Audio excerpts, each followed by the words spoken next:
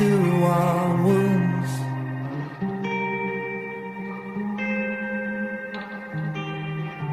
Yet I will be ripped apart before I choose a side. Yet the shadow of glass beneath my feet cuts this godforsaken street. Why can't we make things disappear? Steal the poison from our tears. Oh, crocky crosses bend on the wall. Slow destruction of our childhood homes. High illusions that seem no more, no more.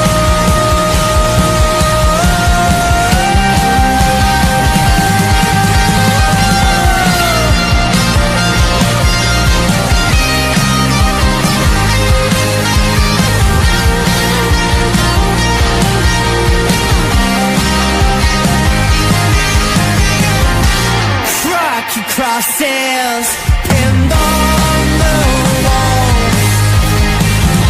Slow destruction of our childhood homes. High illusions that seem no more, no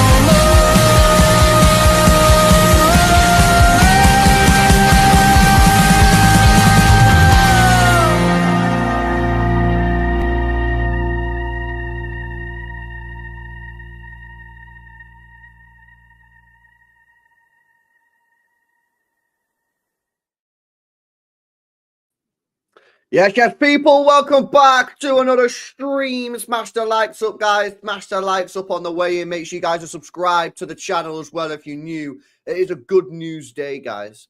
Yeah, a good news day. We got some transfer news that we're going to be speaking about. Just quickly, I know this is like completely random, yeah. Nothing to do with City, right? But check this out. This is weird, isn't it? Cole Palmer, I know, sorry, guys, this is like well off topic, yeah, but Cole Palmer will be asked if he's happy to stay at Chelsea. Huh? What's all that about? Why would you ask him if he's... Well, that's weird, isn't it? You just ask him if he's okay to stay if they're not in the Champions League. I don't understand that. Why would you do that? I think he's probably been sold the Champions League dream, right? And if he's not in it, people are going to start asking questions, and they will be asking questions every day. You know what the media are like, and off social media, right? Yeah. So that what? What about if he says no? what about? I don't really want to deal with that. I just wouldn't ask him. Just like, oh, you signed a 10-year contract. I mean, he's not going to be happy, is he? He would be if he signed for that and he'd been sold the dream, and you're not. But you know, at the end of the day, money talks, right? He's earning a fortune. If we can't get Verts, bro? Shall I get off now, or what? That's not. I can't do Palmer again. I can't do it. Why? I just can't. You don't want to do it. Can't go there, mate. No, done. Don't ever go back. Did you not learn a Gundogan lesson? Never. No, but we had this conversation the other night. Gundogan, it was like a full relationship, innit? Cole Palmer, yeah. We weren't Cole there. Palmer, the childhood sweetheart, and we've just moved on, mate. We're adults now. We've moved on. She chose. He or she chose. Okay, well, I'll just remind. In fact, I'll clip this, yeah, because when we signed Sudakov and he's crap, yeah, I'll be like, yo, we could have had Cole Palmer, bro. We got Sudakov. Anyway, it's all right, guys. Proper random, I know. Make sure you guys smash the likes up on the way in. Make sure you guys subscribe to the channel as well if you're new. Some good news. Oscar Bobb is back in training, guys. Fucking finally. Oh, my days. Canal. It's been a long time. Obviously, he was back in training a couple of weeks ago, maybe a month ago. And then apparently he done something to his ankle, which was really frustrating and just sort of sums up how our season's gone, unfortunately. And it got to the point yesterday where, like, I was like, yo, what the hell is this guy, man? And then obviously he's back in training today, which is great news. I don't know. So someone said to me yesterday, he said, LB, I reckon would have had 10 extra points if Oscar Bobb would have been, if Oscar Bobb didn't get that leg break. What do you reckon?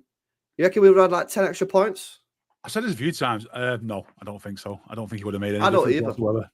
I don't. No, everyone was thinking that pre-season we've got like a young Leo Messi on our hands and whatever, but, you know, let's be real. He wouldn't have made much of a difference, would he? Even if he was fit, he wouldn't have really alleviated any of the issues we've got. He can't play at the back, can he? He can't play midfield. So exactly, that's what I was saying yesterday. I was like, I think he would have been maybe slightly better, but exactly, Lou. Our problems weren't. We did have problems at the top end. We did 100%. But the main issues, the reason why we won one game in 14 and we was in crisis, wasn't because of our wingers necessarily. Although, like I said, there were a little bit of a part to play.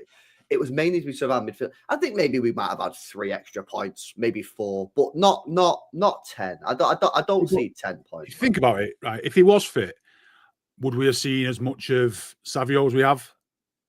Probably not. Would Savio have been able to get games and bed in and actually play because he needs to play and come through that little bit of a sticky patch he had? Probably not. You know? Yeah, no, you're probably right. You're probably right. But yeah, I think it's brilliant that he's back because, especially now that we're starting to play a little bit better. Again, I say a little bit. Yeah, I'm not trying to glaze it. I have to say this all the time. We're still really bad compared to where we was last year and the years before. But we are getting a little bit better.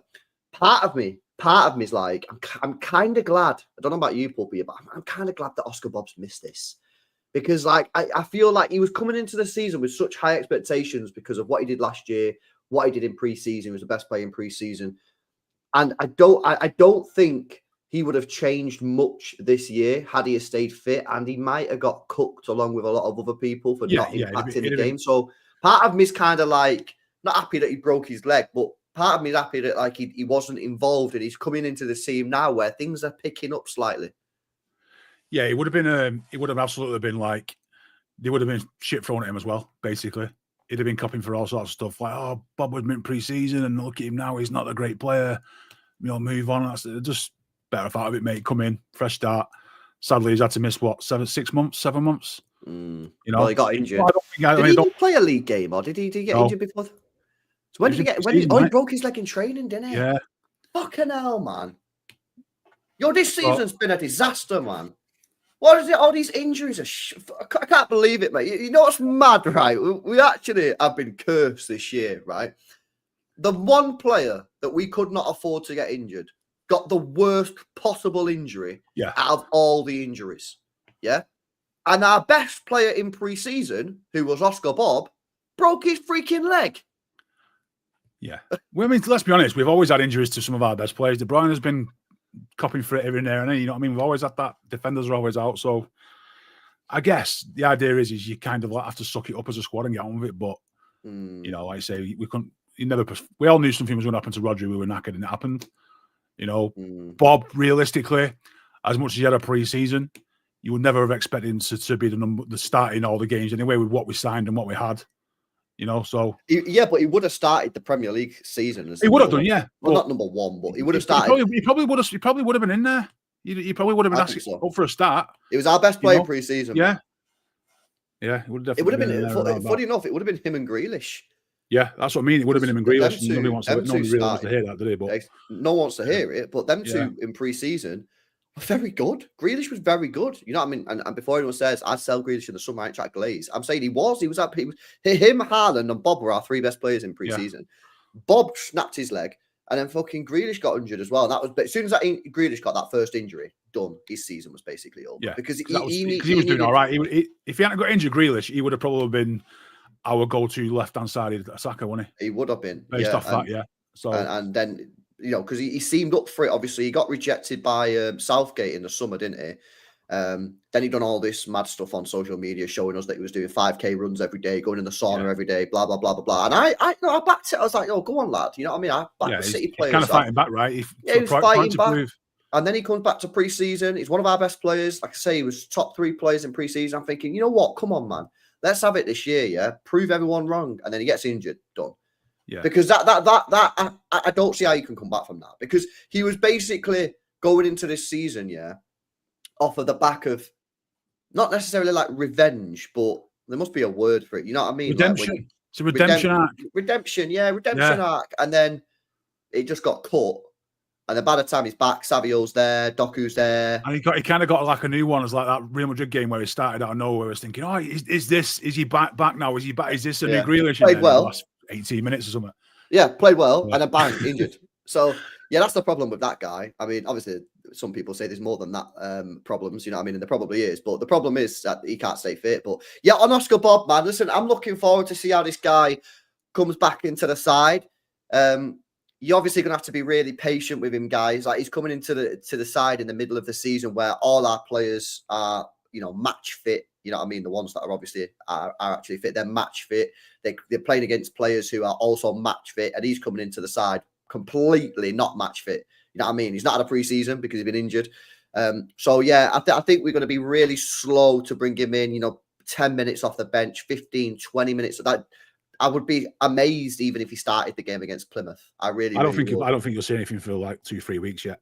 I'll tell you, if it's his first day properly training, you know, his other leg might be healed, but if he's got another injury, it'll be a couple of weeks of training. He'll be on the bench because we've got walking wounded at a minute, so he'll be there and thereabouts. But I doubt you'll see him play. And if it is, you'll probably see him come on in like the 93rd minute just to get a game. Like he probably will touch the ball, and it'll be from that. So I reckon I don't think we'll see much of him before mid-March. Yeah, you're probably right. I mean, 2 weeks, 2-3 weeks away. And even then, I wouldn't expect much from him. You know, he's nah. Realistically, he's not played. What did he play? 3 games pre-season. So you're looking at 9 months really with three games, and they aren't really competitive games. So yeah. No, you have to just lower your expectations, unfortunately. Like, and that's what we'll do. But it's good to see him back, man. And listen, you know, we're in this top 5 race. Of course, I'm going to be doing watch-alongs on the second channel tonight, guys, at 7:30. So make sure you join me for that one. But I want to finish this season strong, man. Like, yeah, obviously there's not much to fight for in the league other than getting the top 5. But I want to finish the season strong. I want to be going into next season, like, you know, feeling good. You know what I mean? So I want the players to come back from these injuries. Like, and people say, oh, don't play Rodri, for example, when he's back. Well, it's irrelevant. Rodri will play when he's back. You know, if the doctors sign him off, the club ain't just going to go, oh, we're not playing you because we don't want to play you. Like, that's not going to happen. Yeah. Like, so get these players back in. Let's end the season strong. Let's box off that top 5 and let's see if we can win that FA Cup, mate. And then obviously the Club World Cup depends on how people feel about it. I don't really know how I feel about it. I'll probably decide. Well, not decide, but I'll probably feel how I feel about it when it actually starts. Right now, I don't really feel too much about it. Of course, yeah, chat saying we've got Echeverri coming in. He's apparently in Manchester now as well. I think that's going to limit Bobb's game time as well, because you've got a lad there who's been playing a whole season and he's been playing at a high level. And it's not albeit under 20s or whatever, but he's fit. Yeah. He's ready to go. And he's on form. So, and he's playing in a position where Kevin De Bruyne and Foden are playing, and we're not really playing particularly well at the moment. And Pep might just be like, you know what? Fuck it, you know, get on the pitch, Echeverri, and see what we can do with you. Because I seen a thing on Twitter today. I can't remember who the source was. It was on City Extra or City Reports. It wasn't like one of these fake ITK guys.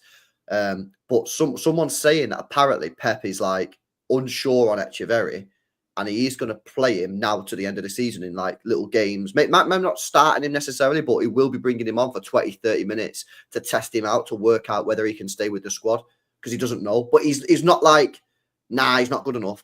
But he actually just he's wanting to be converted into, say, you know what, get him in training, see what he's like, and let's see what he's like when he's up against higher quality players, which he will be in training every day. Which is kind of the things that I've said about the young lads that aren't getting games. It's probably because they're not showing it in training that they're actually better than what we've got. So if he can come in and really hit the ground running and start like that with a bit of momentum, the places are there to be taken in the team. Oh, 100%. And I think Pep is happy for the places to be taken because of like what's happened this year. You know, Bob, what do you reckon his best position is? Because I've seen him in the academy. I've seen him play right wing. I've seen him play left wing, and I've seen him play in the middle, in the pockets, like David Silva. Right. Yeah. I think his best position is either off of the left or in the middle, David Silva style. I think he's got that David Silva gene and DNA where he can find the space. Yeah. And he's very cute with moving his body and can put a pass through. We've not seen it in the first team yet. We've only seen him on the wing, but I'm interested to see where he played. Where did he play pre-season? I was off the right, wasn't it? In pre-season. Played right, yeah. Played off. Yeah, he did well off the right as well. So I don't know where he's going to play. He seems to be very versatile, man. But yeah, I've seen him play everywhere. Yeah, I think when you look at him, he looks like that. Not necessarily a false nine, but a second striker who is playing off the big man high, and he would get in those pockets and have the ball at his feet. Kind of what we expect Foden to do, but Bob seems a bit more forward thinking than that. You know, he's a sort of player. I think he wants the ball at his feet, get the ball off his feet, and just have a shot no matter where he is, or look at taking someone on. Whereas I think Foden's a bit happy to be a bit more creative further back towards the middle of the pitch. So he's a bit more direct. Like Savinho's obviously a tricky winger. Grealish is a possession merchant now, right? And Doku's just direct with no end product. So I think he's kind of a mix of all those together, I think, Bob, which is good for us. Yeah, I think so as well, man. But I think Pep obviously loves him, man. The way he can keep the ball, manipulate the ball, man. I think Pep obviously really likes him, and the fact that he stuck him in last year at that Brentford game, which was a big game away, if you remember. Yeah, I think we won like 3-1 or something. Foden hat trick. That was a big call. I remember him hooking Foden off against Villa at Villa Park when we fucking got battered there last year. Put Bobb on. I think Pep trusts Bobb. You know, like with Pep, I feel like trust is a massive, massive thing. And I think that's one of the reasons why we've not seen the likes of Nico O'Reilly. But that's one of the reasons we've not seen Jacob Wright, obviously now left, but McAtee too much, because trust is such a big thing.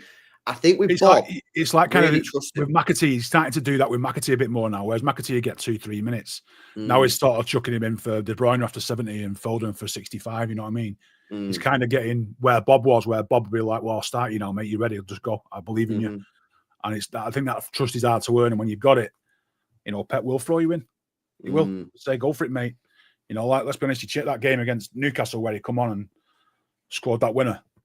I think that's probably Pep's going, I like that. I fancy that. You know, that was insane. Game, that moment, that game last year against Newcastle was just insane. Wasn't it? Kevin De Bruyne, the whole, because it wasn't that like a week after Klopp had just said the whole country's shaking when De Bruyne gets back or some shit like that. Yeah, Gary Neville said in his podcast he went something changed today when De Bruyne that's a flip of the switch from City, and it was. Yeah, it really was. Yeah, no, that was crazy, man. That game was actually wild, you know. Bob's more of a midfielder, says Austin. By midfielder, I guess you mean like a David Silva style. Yeah, maybe, bro. I think the thing with here's the difference between Palmer and Bobb. Yeah, and this ain't no slander on Palmer, because you know how much I love fucking Palmer, and I wish that this club never sold him, and I called it out at the time as a mistake. They should never have done it, right?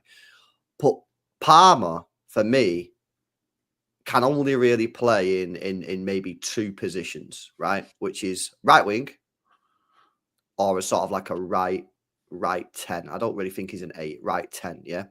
I think Bobb can play anywhere on that front line. Yeah. I think he can play anywhere. I can think he can play left wing, right wing, David Silva sort of midfield role. He could probably do a job at false 9. Do you know what I mean? I'm not saying Bobb's a better player, by the way, than Palmer, yeah? Because Palmer's fucking what he's done at Chelsea is absolutely unbelievable. Yeah, you are. You fucking hate him. But what he's done at Chelsea is unbelievable. But I think Bobb is more suited to Pep. I just think he's more suited to Pep than Palmer was. And I still think we should have kept Palmer. I don't think we should have not got rid of Palmer. But I just think Bobb's more suited to Pep, and it can probably understand what Pep wants a little bit more. You know, obviously Palmer's always going to score more goals, probably get more assists than Bobb. But for the team to click, yeah, Bobb's probably got that, man. And that's probably why he got thrown into a couple of big games last year, off the bench, from starting and that. You know what I mean? So we'll have to see how it develops. We have to, like I say, we've just gassed him up loads, yeah, but we do have to give him time. We have to be patient with him, because he's not kicked a ball properly, like Puppy said, in 9 months or something like that. But hopefully he can get up to speed. Hopefully he can finish the season strong, go into that Club World Cup, have a good pre-season, and then see if he can start. Because that's the thing, isn't it? He was going to start the season as our winger. Him and Grealish were going to start the season as our wingers. And they both got injured, man. Yeah. So, yeah, it's crazy. We either need players like Bobb who are fit at the end of the season, because that Club World Cup, like we talked the other night, we've had no time off for 4 years, players, have they, really? Nope. So somebody coming in fresh at the end of the season who's obviously got a point to prove and he's hungry and, you know, he's trying to stake a claim for the next season, they will be pivotal for us towards the end of the season and obviously the Club World Cup. Yeah, so the dates on that Club World Cup then, 2025, right, starts on the 15th of June, yeah? So when's the FA Cup final? The FA Cup final date. Am I lacking out here again? Am I okay? Can you hear me? Yeah. Yeah. Just look at a bit then. 17th of May, right? So the Premier League, when's the Premier League final fixtures here? Have they done that? proper stupid thing where they do the FA Cup before the last day of the Premier League. I hope they've not done that. That devalues the Is competition. it May 10th? May 11th or something? Let's have scroll. No, it's the 25th of May. So I hate it when they do that. Why? Do they want to devalue that competition anymore, man? Right, so Absolutely stinks. that stinks, that, innit? Yeah, well, there's no reason for it to win that way. They could just do it the other way around, play the last Premier League game on the 17th and then have the FA Cup. Stupid, man. So wait a sec. Don't tell me they're playing the FA Cup games on the same day. No, they play the FA Cups on the Saturday and the Premier League games are on the Sunday. What a joke, man. Stupid, mate. Well, I don't get these guys. Anyway, so the Premier League, right, ends on the 25th of May, right? The Club World Cup starts on the 15th of June. So that's 4 weeks almost, isn't it? Yeah. 3.5 weeks. So what do you reckon? Do you reckon they get holiday there? No. Or they go straight to... Well, they might have a week off, might they? I reckon they might just say, end of the season, if you win the FA Cup, have a bit of a party then. You know, have a couple of days off, see your family, come back in on the Thursday, have a bit of training at home, and then we're off to America for 10 days before the tournament. Yeah. I reckon they might give them 2 over there and weeks. get the training over there rather than have a couple of weeks off. Because I imagine as a professional footballer, the last thing you want to do is have a couple of weeks off and then start again. You might as well stay in the zone, right? Yeah. Says your fitness and your mentality. Right. So when does that tournament end? That tournament ends. Month, yeah. That tournament ends on the 13th of July. Right. Then someone was telling me, yeah, Ivana always puts this in the chat. Big up Ivana says, then you've got the Nations League. Fucking shit, man. Right? Is that in August? Like really early August? Let me check the Nations League. They're not playing games in July, surely. Nations League fixtures. Right, here we go. Nations League fixtures is... Oh, no, that's in June. Oh, there's only the semi... Oh, no, there's not. Yeah, there's only the semi-final and the final, though. That's not too bad. But that's in June. Wait, so that's the Club World Cup. So they can't even have a rest, bro. Some will, some won't. Some will, yeah, some will. Who's in that tournament? So Germany, Italy, Portugal, Denmark, Spain, Netherlands, France, and Croatia. So like Rodri, fucking Guardiola, Silva, that's it, right? Not many more. Nunes. Yeah, these guys. About him, right? Yeah. These guys are. These guys are going to be in that. So some of them are not even going to get that little week break because they're going to be playing Nations League. Yeah, but I imagine that's probably better for them because they're actually still staying fit and playing at a high level, which is good. Yeah, maybe. But then when's the Premier League start? Premier League 2025, 2026 start date. 16th of August or something? 16th of August. Something like that. So the Club World Cup ends on the 13th of July. So you got basically 4. You'll have 4, which is basically a 5-week gap, but you've got to get a pre-season in that. So you've got to get a pre-season in. So it ends on the so Sunday. if we win the FA Cup, yeah, that's the Charity Shield. Oh shit! Yeah, you got the Charity Shield as well. That's going to be the first. So that's going to be the 7th of August or something mad. Yeah, so the 6th. So you got off 3 weeks of pre-season. It's going to be 2 weeks. It's going to be 2 weeks off and a week of pre-season, and then to the Charity Shield if we win it, something like that. Yeah. The final's on the 13th of July, right? So if you want to have a 3-week pre-season, it means they get 7, 8, 9, 10, 11, 12, 13 days off. That's fucked, isn't it, really? Yeah. Like I know. You know what City like? City always give them an extra week, so it's likely to be. You come back into training on a Monday. We're playing the Charity Shield Sunday. Yeah, we're gonna have to cut. We're gonna have to. We need a 35-man squad, mate. We need a 35-man squad. 100%. We're gonna have to cut our pre-season. Our pre-season can't be unless he just has the normal pre-season. They won't. In fact, they're obviously not going to do that because they lose out on money. They'll have to take a load of academy players, isn't it? Yeah. They'll have to take. Just do what we do every season. The academy lads will start the pre-season. They'll do the Charity Shield with a couple of players who might not have featured much in a Mokasa season, guys. Makaidu, guys. Mafuni. Yeah, these players have got a chance, man, of playing. Where are they going? Have they even announced it? They go back to America. For what? Pre-season? For the pre-season next year. Good luck whoever's planning that. Yeah, I know, actually. That's actually facts. Have they announced it, chat? Have they announced where they're going this year? I've not heard anything. I imagine they're probably just going to go back to America. I hope they do the old school, play some friendlies like Preston and Bury or something around Manchester. They're not going anywhere. No, they ain't going to do that, man. They ain't going to do that. Athletic. They've not announced it, apparently. All right, cool. All right, yeah, that's Oscar Bob. Let me come through some of these chats, guys, and then we'll turn our attention to Haaland. Big up to LB. Says Spurs is a must-win, Bray, because after tonight we will be 8th, and we have Forest away next, where we won't win, and then Brighton, who will press like hell. Says LB 1998 with the 5. Is it a must-win tomorrow for you? Yeah, I think so. Purely for the fact he's Spurs, I can't afford another mentally breakdown from losing against Spurs again. They've been shit. Could you imagine if they did a double on us this season where they are in the league? Oh, it's stinking that. We have to beat Spurs. We just have to. We can't. I don't think he's going to sit comfortably as losing 2 games in a row. No. We have to win games. We have to. No, I'm not talking about losing, bro. I think we have to win. We have to win. No, we have to win. I don't think you have to win tomorrow. We do. I think we do. I don't think you do, because I think you need 64 points to get top 5. Right? That's like 6 wins and 2 draws out of 12 games.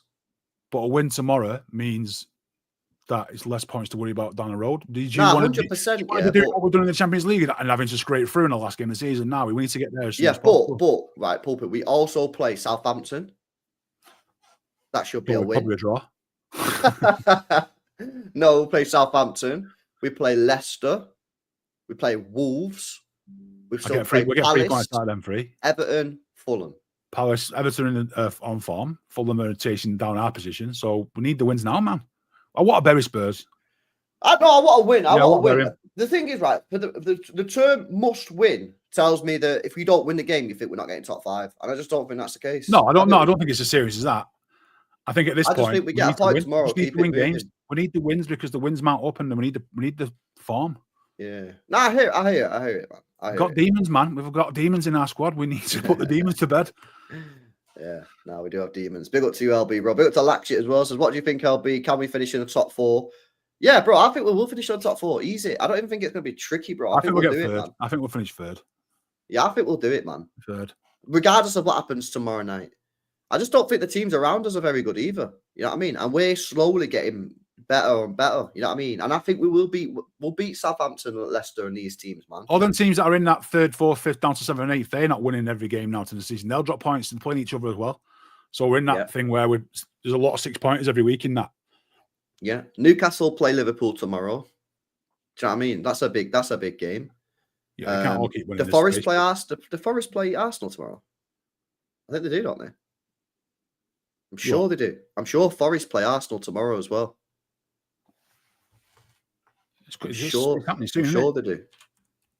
me just double check. Yeah, they do. Yeah. They're away at Forest. So Arsenal play Forest and Liverpool play Newcastle. So, you know, someone's dropping points. Brighton are playing Bournemouth. Someone's dropping points. You know what I mean? So a lot of teams are going to drop points. That's why we need to win, mate. That's why I'm saying we need to win, because we need to get 3 points there and let teams take points of each other. Just get this dusted now, early doors. Because as soon as the sooner we can get the momentum and start winning those games, the less we have to look over our shoulders. And I hear it. I'm just saying. Yeah. Anyone telling me that, like, if we don't win tomorrow, then we're cooked, I just don't believe that's the case. Well, I'm looking at it from that point of view. Is look where Spurs are in the league. We should be beat. It doesn't matter the team and what the players are and stuff they're forming. We should be beating them. It's also Spurs. And they've got our number for some reason. Although we did beat them twice last year. So maybe it's over. Big up to Lack bro. In fact, what was the rest of the question? Well, that De Bruyne, should he stay or go? Also, I said say Echeverri and Bob. De Bruyne, I think he should go, personally.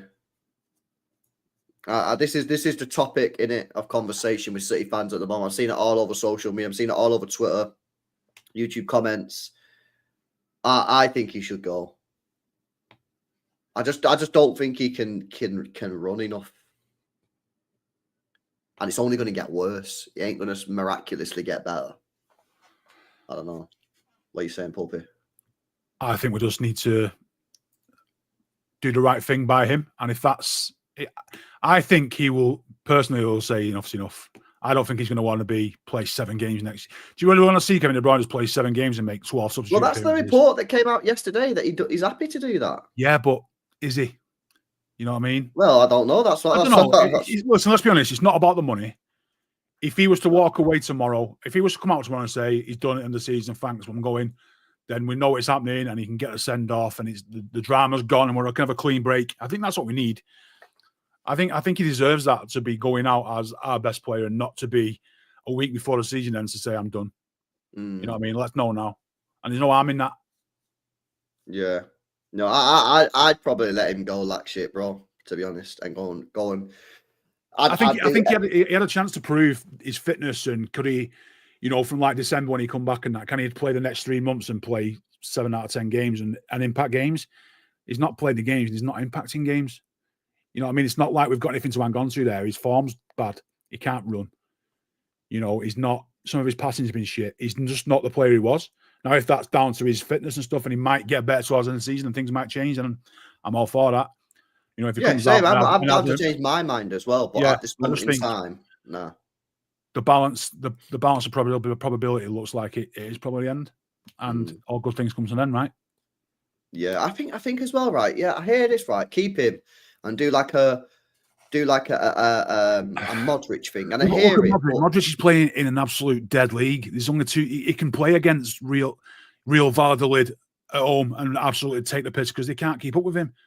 De Bruyne could go over to Real Madrid and he could play till he's 39 years old in that team, in that league. He wouldn't be able to play against Liverpool every week, which you don't get in Spain. He can put him out. You can put him on show like a. No, I hear you, but I for me, I hear this comment about I'll keep him do like a Modric sort of thing, but like, bro, I want Echeverri to get those minutes. I want Echeverri to get those minutes. You're taking a spot from somebody there just for sentimentality, and I just don't think we can. We've got to stop with the sentiments, man. Let's just be about business and get things done. No, it's facts. It's facts. Big up to you, man. Big up to Chris as well. Says Bobinho, Bernardo replacement, 2025, 2026. Big up, says Chris. Yeah, potentially, bro. Yeah, you might be right there. Big up to Kerry as well. Says big up LB and Pulpy. Big up to you, man. So we've covered Bobb, who's back in training. Another player that's back in training, Erling Haaland, is back in training for Manchester City today. And by all accounts, they did some sort of like open training session at the stadium for I don't know what it was, like some sort of media day or whatever. And apparently Haaland was at the races. By all accounts, he was running around, getting stuck in for challenges and that. So it seems to me very likely that Erling Haaland will probably start tomorrow. Because we missed him, didn't we, at the weekend? I think a lot of these people who've been slagging him off for the last couple of weeks, months, or whatever, saying we'll play better without him. He doesn't do anything other than score. These guys have been muddied because I just felt that we massively missed his presence. And you know what, as well, I felt that Marmoush missed him as well. I felt that Marmoush, obviously he became a striker, but against Newcastle, he had that target man to play off. Didn't he, Marmoush? But obviously he didn't have that against Liverpool. And I think that bringing Haaland back in with Marmoush is the play. It comes down to the fact that if you're a centre-back and you're playing the Premier League and you see Haaland isn't playing, you basically feel like you've got a free afternoon, right? As good as Van Dijk is, he would have loved to have not seen Haaland play straight away, being like, well, that's sort of like, give me a boost. Whereas if Haaland does play those games, he might not get the better of Van Dijk, but he sure as hell is going to make him work for it. And we all see that Haaland occupies 1 or 2 centre-backs, and that's where we get our space. And when that's not the case, we're kind of suffocated a bit. So, and Haaland's like literally the most lethal striker the league's ever seen, right? So, yeah, the stats are all there. He might only have 16 touches a game, but full well if he gets one good chance, he's usually going in. Yeah, still got 27 goals this year in all competitions. 8 goals in the Champions League in 9 games. So, he's still absolutely slamming in it, innit? He's got, let me do it. Mad that a season like that 3-4 years ago would be like the most outstanding. Like, that's an Harry Kane season for 4 years ago, where Harry Kane was like the best striker in the league. This season now, where we're used to Haaland doing mad numbers like a goal a game, for the season he's having now, is kind of still quite extraordinary. He's still leading goal scorer, right? Or he's up there with level with Salah, or maybe close. I think it's Salah. Salah just gone in front of him or something. He's Premier League top scorers. I think it's got to be Salah, hasn't it? That guy's fucking. It's going to be very close. Let's have a look. Salah's on 25. What, in Premier League? He's 25. And Isak and Haaland are both on 19. Chris Wood is on 18, bro. But you just know full well that Haaland could turn that round in 2.5 games. So. Oh yeah, 100%, man. 100%. Kind of we got there. And it'll happen. It will happen, by the way. You know what I mean? I reckon Haaland's got another hat-trick or two by the end of the year. He could just go 4 games and score 11 goals. That's what he does. Yeah. Yeah, he just does. If he just fancies it, he's on it, isn't it?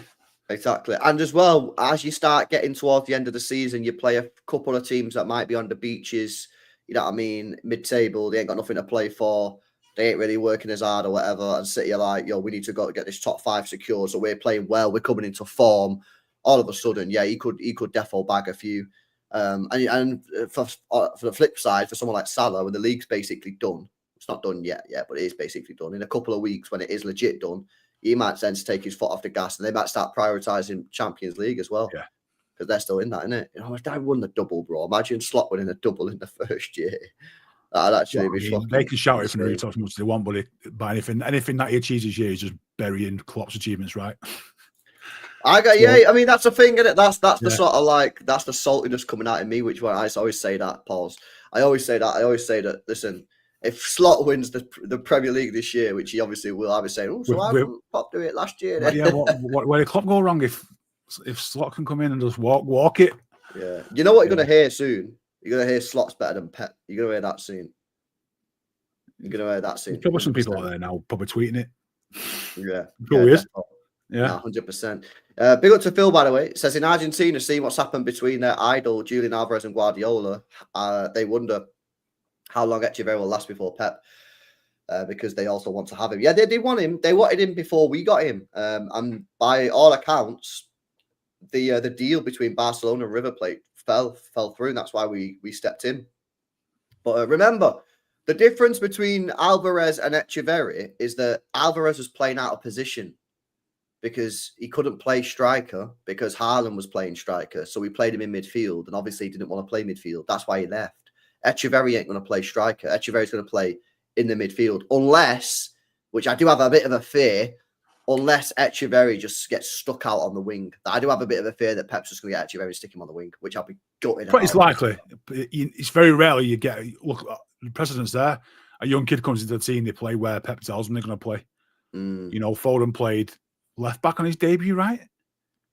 Did he come as just left back or something? He's come on in places like left back from Italy and stuff. Yeah, he's done mad things like that. You know, so look at Nico Riley played left back. So you're just basically getting the team. Zinchenko did it as well, didn't he? He was playing mad positions at the start. So you come in, you get your confidence up, and then you kind of find your own position, right? But I can't imagine Echeverri is going to be playing exactly where he wants to be straight away. Yeah, 100%. How do you see tomorrow going, then, bro? You obviously saying it's a must-win game then. We've not got the best record against Tottenham. They battered us 4-0 earlier in the season. Things were really bad. They obviously started the run of one winning 14 when we obviously went there in the Carabao Cup, and that's where that run started. We actually was winning games before the Spurs match. Listen, I'm not that confident in it, but at the same time, I'm like, yo, if we have improved, which I think we have, surely we're going there and fucking winning. I know they've just won 3 games in a row, but they are trash, mate. If we can't go there and win, I'm going to be like, oh my days, that is horrendous. But what are you saying? I just want to see a bounce back from the weekend. I don't care if it's 1-0 and it's scruffy. I just want to see us bounce back, man, because we weren't bad. So I just want to see us, you know, bit of pride on the line, bit of pride, get a decent performance in there. Clean sheet would be a massive bonus because they are rare. You know, we've not had many of those, so a clean sheet would be good. No injuries would be perfect. And just to start, fresh start, man. Fresh start Monday morning work. Let's work for the week and let's get a decent result Wednesday night and then build for the weekend again. You know, we just need to get that momentum back. I know. It's kind of one of those things where we've not really had. Usually we win quite a lot of games in a bounce, whereas now it's like false starts all the time. We've had a lot of false starts. We need wins. So and they If we play well and win, I'm happy. If we play absolutely dog shit and we're on counter-attack football and we win, I'm not bothered. I just want to see a City win over Spurs. I'll be happy with that. Yeah, here's a question for you. And here's a question for chat as well. So City have played 26 league games this year. How many clean sheets do you reckon we've got in 26? 3. 6? 6. That's fucking shit, that, isn't it? Yeah, it's 25. That's really bad. Let me have a look what it was in the When it used to be the treble. other way around. We used to probably keep out of 26 games, we probably get 18 clean sheets. You know, and that's the difference in where we are in the league and what we're doing. Oh my God, I can already see it's massively different in the treble year. Yeah, Fuck. there you go. I look, bro. Why did I look? Oh no, it's fucking horrendous. Oh my God, right. So in the treble year, I'm just going to do the first 26 games. So I'm like comparing 1, 2, 3, 4, 5, 14 easy. Can't be 6, 14. 7, 8, 9. Oh, 9. That's actually not that bad. It's not. It might have been that much more, but how many games did we concede? 3. Probably not many. It was probably 1 goal. How many of them were the odd goal? 5-1, 4-1. Yeah. Well. Yeah. Okay. So in the treble year, first game we conceded 3. In the first game we conceded 3 against Newcastle. Yeah, but 3, 2, 1, 2, 3 again. Fucking hell. 1, 1, 1, 1, 1, 1, 1, 1. So there you go. Whereas this season it's 3, 4, 2, 4. Yeah. Yeah. Whereas if you look at this year, fucking hell. Yeah, it ain't looking good, is it? We conceded almost 2 goals a game, haven't we, all season? Well, we conceded this year 37 goals, which is the worst defense out of the top 7 teams in the Premier League. Right, 37. In the treble year, we conceded 33 in the whole season. Yeah. And we've still got another 12 games to play now to the end of this. So we've already conceded more than in the treble year, and we've got another 12 games to play. That stat probably sums up where we are this season. It's just defense has been shit. And that's not just the back four, that's the midfielder's responsibility too, and the keeper. That's been our downfall right there. Yeah, last year we only conceded 34. Yeah. So we've gone from 33, 34 to 37 plus another 12 games. It's going to be above 50 this season, which is quite it probably will, man. It probably will. Anything over than I've always thought anything over. We play 38 games, you can see more than 38 goals. You've not had a good season defensively. Yeah. Look at that. What was that Mourinho season where they conceded 11 or something? Was it mad? I think it was 12. 12. 6 of them were penalties, apparently. Yeah, so that's that will never ever be beaten. I think that record will stand the test of time. Especially the game is now. They were just shithousery merchants, weren't they? I don't think any team ever in the future of football in the Premier League will ever only concede 15 goals ever again. I genuinely believe that is one record that will never be beaten. I think next year now we're going to go unbeaten and beat that record as well, which will take Arsenal's invincibles away and have the best defence and just concede 4 goals all season. That wouldn't surprise me if we did something like that. I mean, just Pep wraps up all the trophies and all the awards. Yeah, I think the invincible can be done again.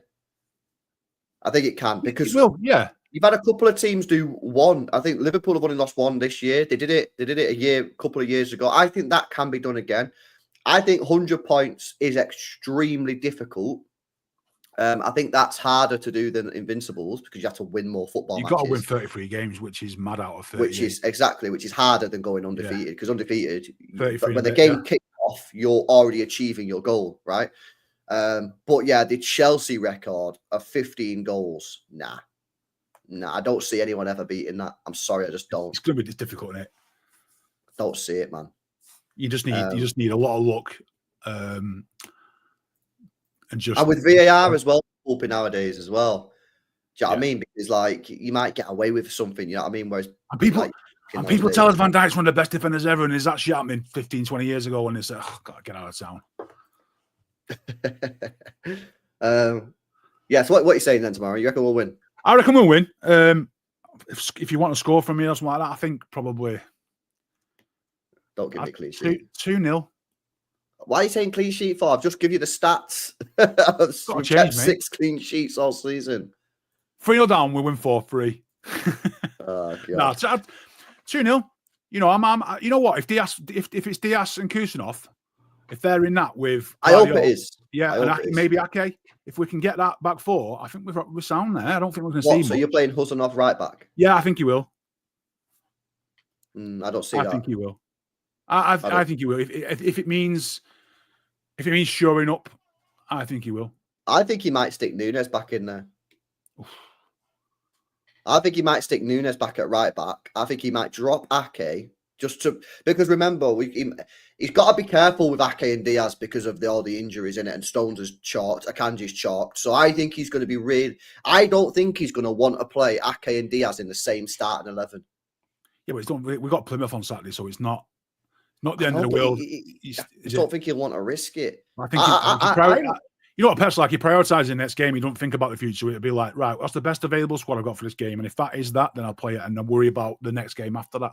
And luckily for us, it's Plymouth, and no disrespect to them, but we should be beating those with had most of our first team. Peter Hayes might play that game as well. So you'd be expecting to have to beat that, but yeah, I reckon. I'm going to back us to win, which might be a bit delusional, just because our record is terrible against Spurs. But I'll go for a win. I'm not going to go for a clean sheet. Not at all. I don't see it at all. I'm going to go for I'll go for a 2-1. I'll go for 2-1. Shithouse it with a 2-1. But I think we can win.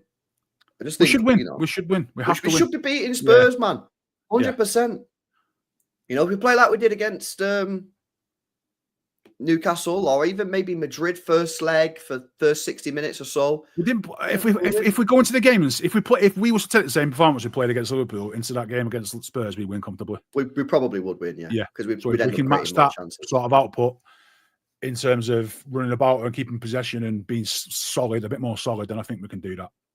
Yeah, it's if in 90 seconds in that they break through and Johnson scores, it's like fucking hell's going off.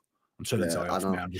Here's a question before we wrap up. What have you made of the Doku debates that you've seen online about does he actually do anything in terms of like, oh yeah, he skins players, but his end products? This is another player that everyone loves to talk about, innit? And be like, you either hate him or you love him. Like, where do you fall on the Doku hype? He's a maverick, innit? He's luxury, ultimate luxury player. He's one of those sort of player built like Kovacic. He's slow as shit without the ball, but when he's got the ball at his feet, he becomes super fast. I don't get how they do that, because sometimes you've seen Doku running back, he's gassed chasing someone. I'm like, come on, mate, it's not all about 10-yard sprints. I don't know. In a team where we're ticking and we've got someone in the box, he's brilliant. When you've got somebody who can skin Alexander Arnold, he's just hitting up opus balls into the box and there's no one there, it's pointless. You know, is that his fault or is that the team's fault for not getting more players into the box? Bit of both. He's got some common sense, mate. You know, if there's nobody in the box, then at least I'd rather he shoot than just kick it into the first man. You know what I mean? Do something, drill it. Yeah, but if he's going to the byline, he can't shoot from the byline. You've got to drill it across the yard box, not just like try and just do something different. You know what I mean? I don't know. I think he's quite immature as a footballer, I guess. How old is he? He's 22 going on 23. So I feel like he's still tactically immature. Well, he's not played that much football in his career. Yeah. So he's played 3,000 minutes for City and 5,000 minutes for Stade Rennes and 2,000 for Anderlecht. He's basically played like 2 seasons. Not a very high standard, really. So yeah, exactly. Not a high standard. So you know what I mean. Just give him time.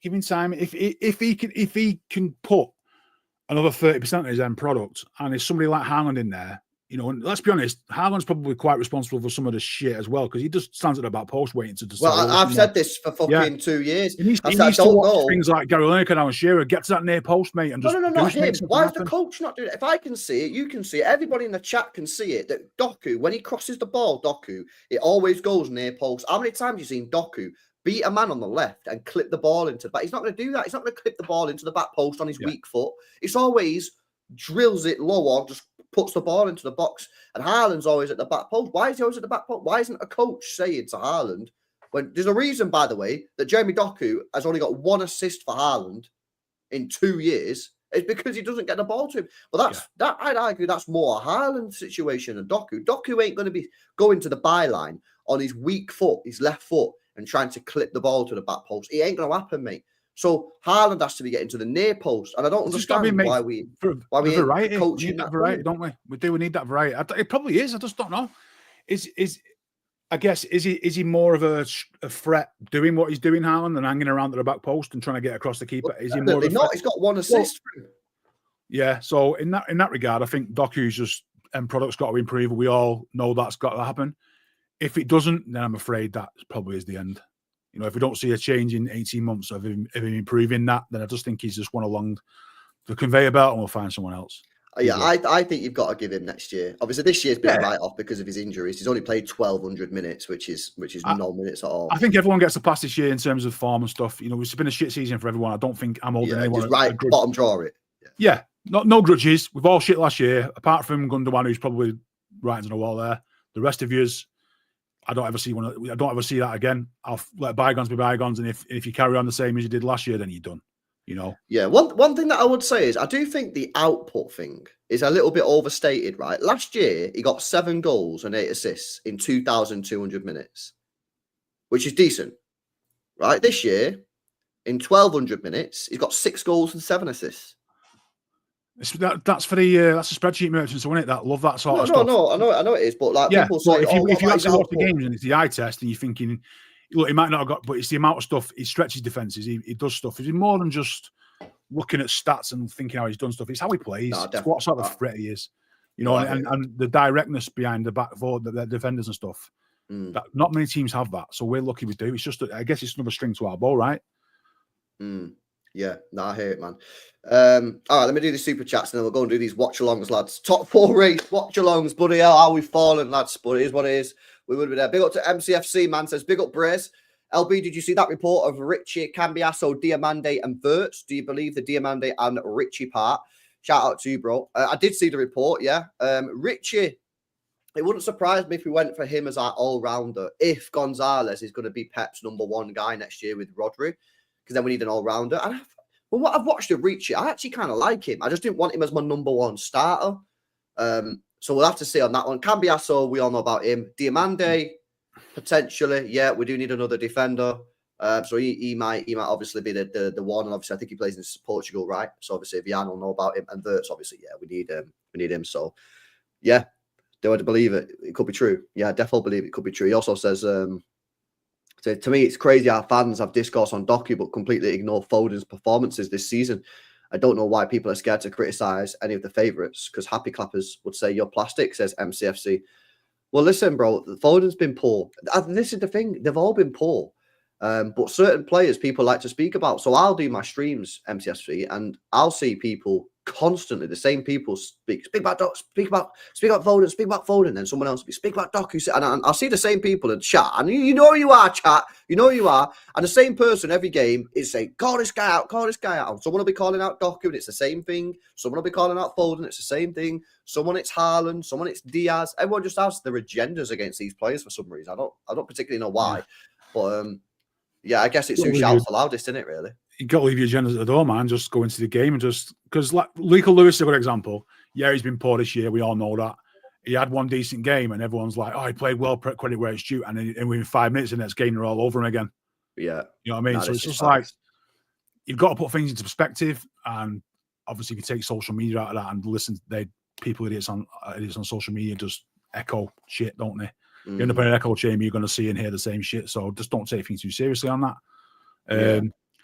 Nobody this year is not getting criticised. Everyone's at it. You know, it's a good point, though, isn't it, Pulpy? Like sometimes credit in the bank gets you a little bit of leeway. Well, it does. Absolutely does, and that's how it should be. You know, look, nobody's going to sit here and say Foden's had a mint season, and more importantly, he's probably not going to say that either. You know, and those that are doing that are probably just weirdos. End of the day. They're the ones that have got like Foden season and stuff, just agendas. Foden season. Yeah. Big up to MTFC. Big up to Vish as well. Says we already have so many wingers. LB, we need him in the middle. Echeverri. Oh no! Don't tell me. Don't tell me that. I know we need him in the middle. I want him in the middle, bro. I'm with you, man. 100%. I don't want to see Echeverri in the wing. I'm just scared because I know what this manager does sometimes. Just get a player like Echeverri and just be like, don't trust you in the middle on the wing.